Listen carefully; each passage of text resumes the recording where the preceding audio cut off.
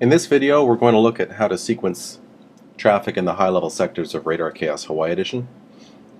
You may be familiar with the fact that we have a minimum separation requirement of 5 miles between all aircraft, or 1,000 feet vertically. But when you have several aircraft going to the same destination, you can't just dump all of these aircraft on the arrival controller only 5 miles apart, because they won't be able to digest that. So we have a requirement that aircraft be given to the next controller 10 miles in trail of one another. And what that means, if I click the mileage button, which you can't see but it's on the screen at the bottom left, you see these values appear above each aircraft's tag. So our first aircraft into Honolulu is United 668, and they're 45 miles from Maggie, and WestJet 397 only 48 miles from Maggie. So I only have 3 miles between these two. What this is saying is that if I do nothing more, and if I just sit back and do nothing, they're going to cross Maggie 3 miles apart, and the next controller is not going to be too happy about that. So there's different things I could do. I could slow this aircraft down if I wanted to. I could speed this aircraft up. But giving speed assignments is more disruptive than just giving a simple delay vector, which is basically grabbing the aircraft by its nose and steering it.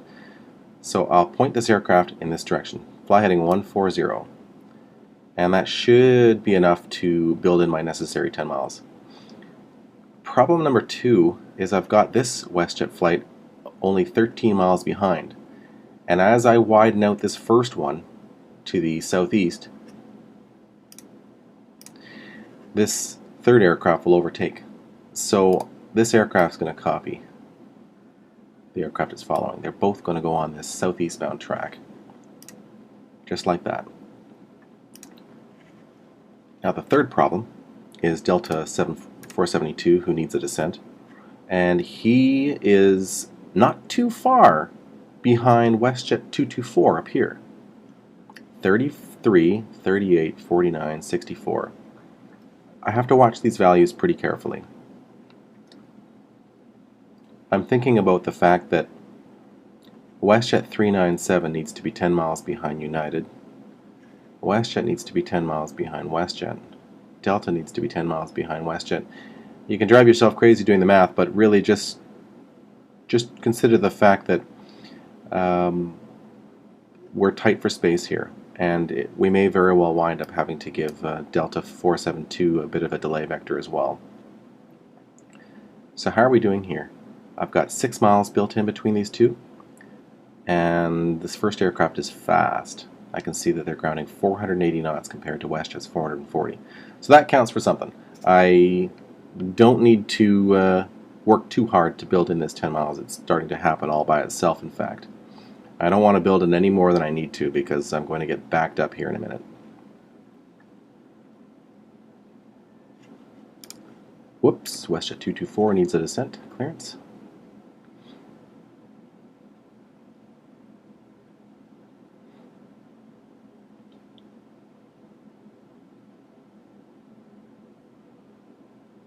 I'm realizing that I'm running out of my 10 miles that exists between these two aircraft, and at this time I'm electing to give Delta a delay vector to about a heading of 280.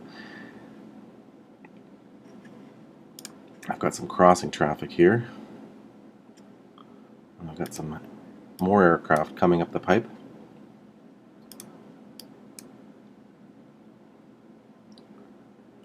Okay, I've got my 10 miles between these two aircraft, so I'm sending WestJet direct Maggie again. In fact, I've put in more than I needed because of this speed difference. This first aircraft is much faster than the following aircraft. This WestJet 224 is 11 miles behind its traffic, but because it's so much faster, I'm going to leave them on their heading for a little bit longer. I'll do some tidying up here. This aircraft needs a bit of a turn to avoid its traffic. This aircraft wants 35,000 feet.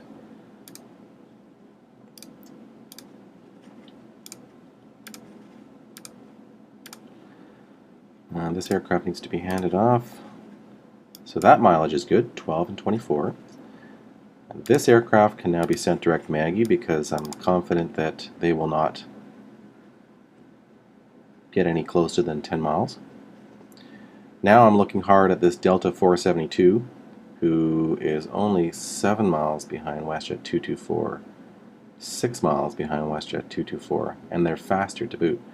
So they will stay on that heading for a little while. Okay, this aircraft has been accepted by the Honolulu TRACON controller. Oops, looks like we got another coming here. That's just great. There's always one more aircraft than you counted on, that's the saying.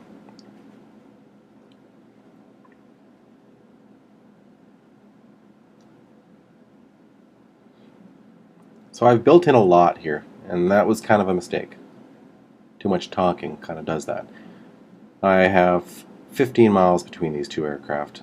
The second one is overtaking the first one, so maybe it's a good thing that I've got that extra mileage. If I only had 10 between these two right now, I'd probably run out of 10. I'd wind up with 9 or 8 just because of this speed overtake. I have 7 miles between Delta and WestJet now, and I have something else to think about. I've got this United that's crossing through this entire sequencing operation, and I'm worried that they may tangle with Delta. I do have we have these red warning lines that pop up whenever there is a predicted conflict, but I don't like to rely on that. In fact, this simulation is designed to penalize you if these warning lines come up.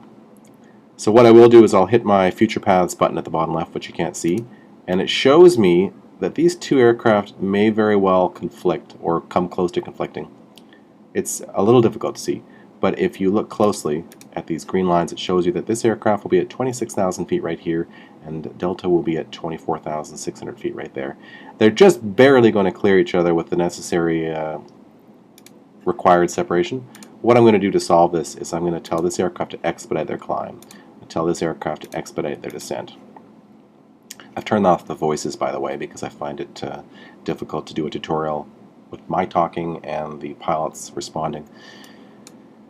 This has worked out quite well. I've got 14 miles. I only needed 10, but that's fine. I'll put them into the handoff. And I have my 10 miles between these two now. I'll send them direct Maggie. And by the time they've made that turn, I'm going to have about 12 or 13, which I need because this aircraft is fast.